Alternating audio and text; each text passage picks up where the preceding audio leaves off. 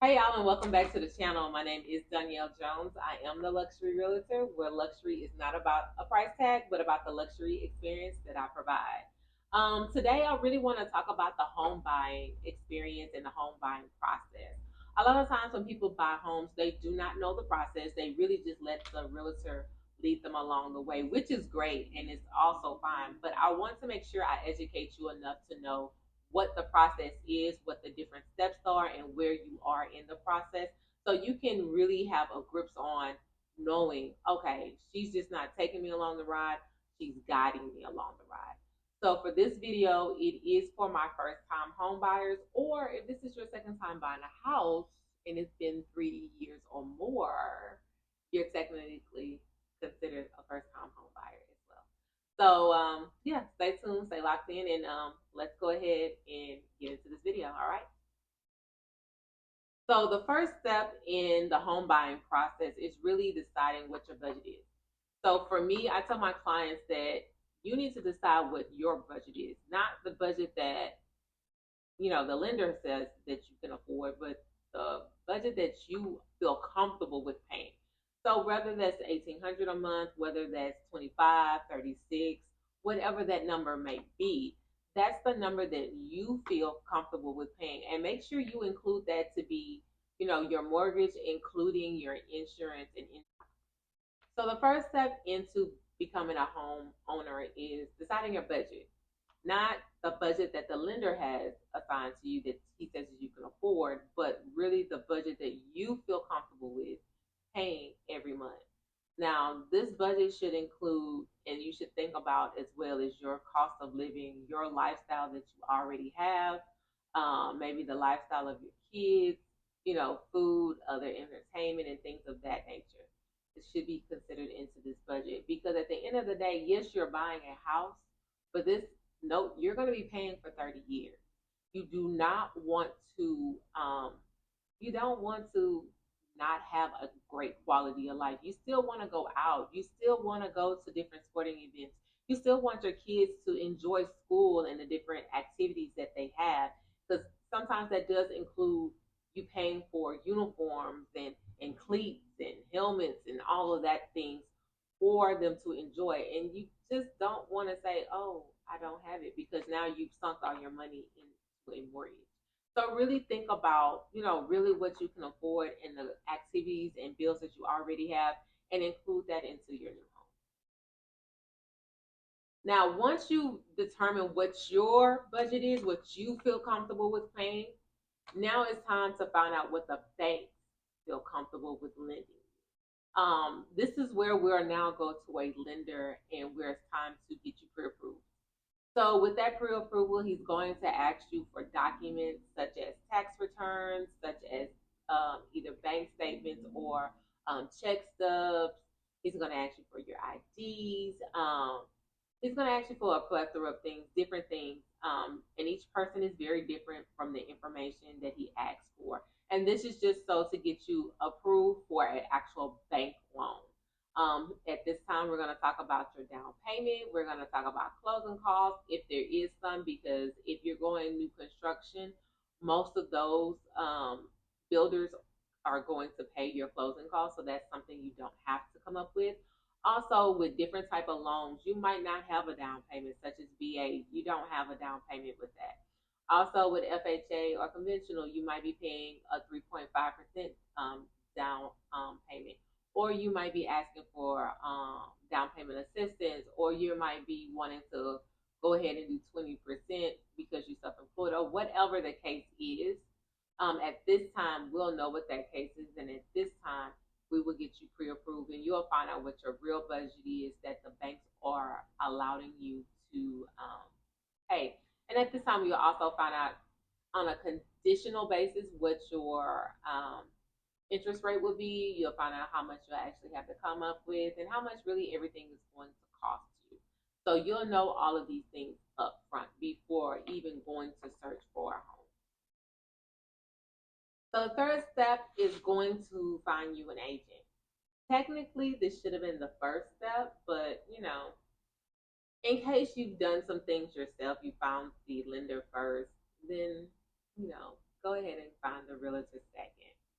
But I really like to find the realtor first before finding the lender, just because some lenders are, they don't do all kind of loans, and depending on your needs, there are certain lenders that do specialize in that. But either way, when you're now looking for a realtor, there's a couple of things you should look for in a realtor. And a realtor, you really need to look for, do they know the city that you're moving to? Houston is large, incredibly large. Plus, there's subdivisions of Houston, such as you have your Cadies, you have your Sugarlands, you have your Pearlands, you have your Humbles, you have your Cypress, you have your Kingwoods, you have your Porter, you have your Dayton, you have your Conroe, you have your New Caney, and I can keep on going. But if you get a realtor that may not know some of these cities that I just named off, there's a there's gonna be some issues. One, they might not have lived in the city long. Two, they haven't really gotten out in the city because, to be honest, Houston is a big place to explore.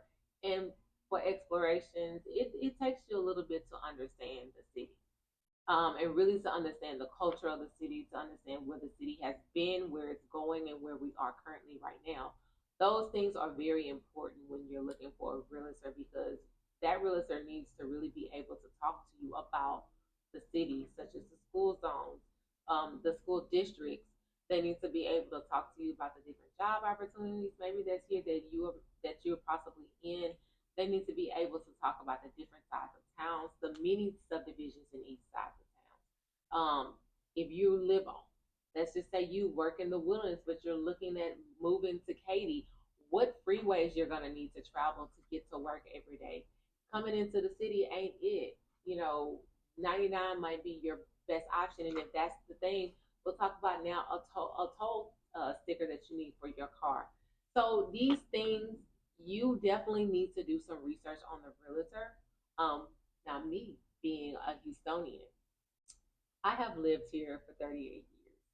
I have seen the city be one way and have now turned into something else. I even remember when the Woodlands was even the woods. There was nothing out there but a one lane highway that went through the Woodlands. And we used to have to use the state trooper to be the police out there. Now they have their own police department.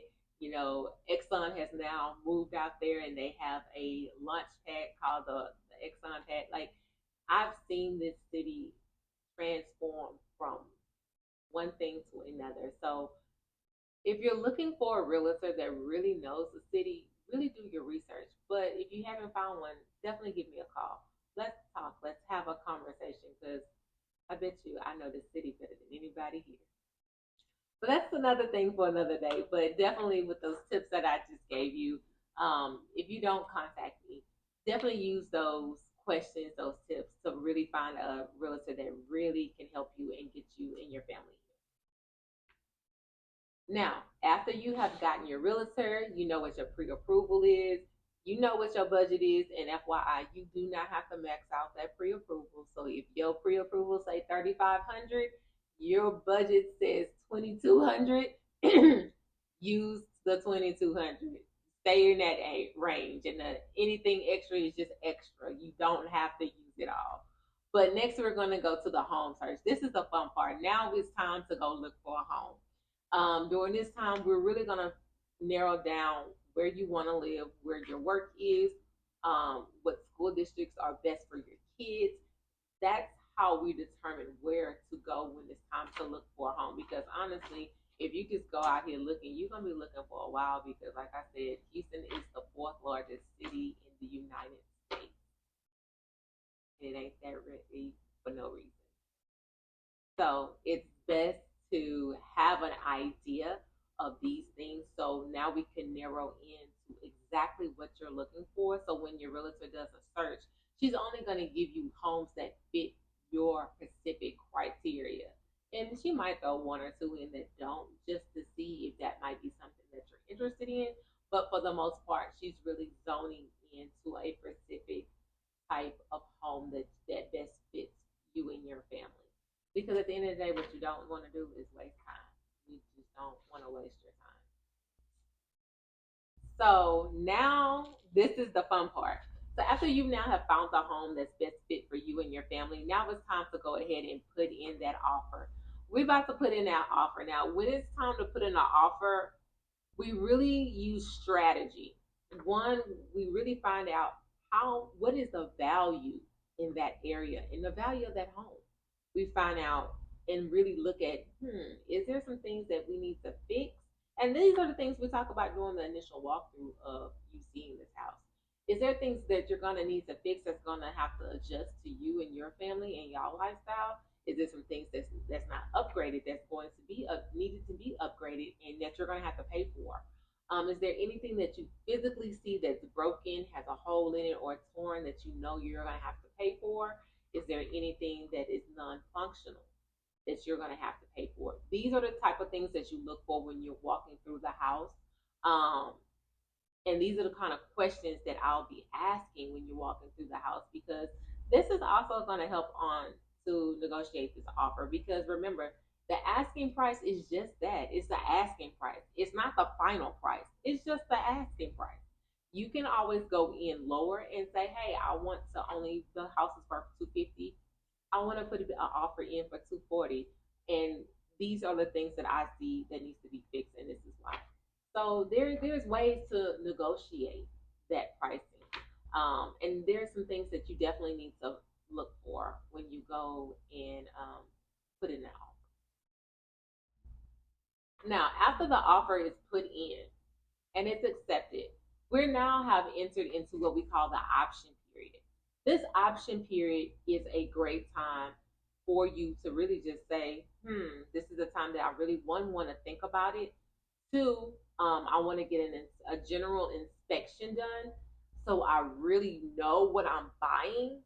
And three, if it does not work, that inspection say, hey, this house has X, Y, and Z, and F and B wrong with it. Is it still something that you want to pursue? You can walk away with no penalties and not without owing anything. You take your earnest money, your down payment, everything, and you walk right back out the door. And you take your offer off the table. And you haven't lost anything but maybe a day or two of time. You have lost the money that you paid your inspector, but I'd rather lose $200 or $250 of paying an inspector versus me now going into buying a home that has a ton of behind the scenes problems. Because again, that inspector, it's his job to know exactly what to look for, whether it's termite inspections that he needs to do, whether it's looking for mold, where it's looking for bad plumbing, connections, fixers that they did that just that's gonna come apart in about 4 or 5 days that you don't know, that you didn't see with your own eyes. That is what that inspector is going to give you a due diligence, which is very important because again, if there's something else wrong with this home that wasn't told to you up front, we can go back and renegotiate. That is what this period is done for. Now, after we have gotten through option period and you've decided, hey, I'm gonna go ahead and move forward with this home, now we start preparing for closing. During closing, you're going to be asked from title some additional paperwork to be filled out. And these are documents to now start to get the title policy switched over into your name. So they're going to be asking you for other documents just to, I guess, verify yourself. And also to get things switched over, they're going to be pulling documents, asking the seller for certain documents and warranties and titles, and then we'll be doing those transfers, as well as if there is an HOA in the neighborhood that you are now looking to move into, we'll be transferring that HOA as well into your name as well. So during this time, it's a lot of paperwork being flown back and forth just because they require signatures. Some of them might require a price, but most of them are going to require a signature. And once we get you to that closing table, the sign of relief will be over. Once you're at that table and you're just signing all your documents, just know every time you sign, you're one step closer to owning that home. We will have a nice celebration for you, some nice gifts, and at the day, you walk away with keys to your future. So if you haven't thought about buying a home or this is your first time and you have some additional questions, please drop down in the comments. Leave your questions. You're more than welcome to email me any questions that you might have. I'll definitely answer your emails. If you want to give me a call and schedule a consultation for buying your home, definitely let's do that. Let's get on the phone. Let's talk about you owning your next home. I am Danielle Jones. I am the luxury realtor. I am a native Houstonian, and hopefully, I am your Houston realtor. Until next time, I see you all. Bye.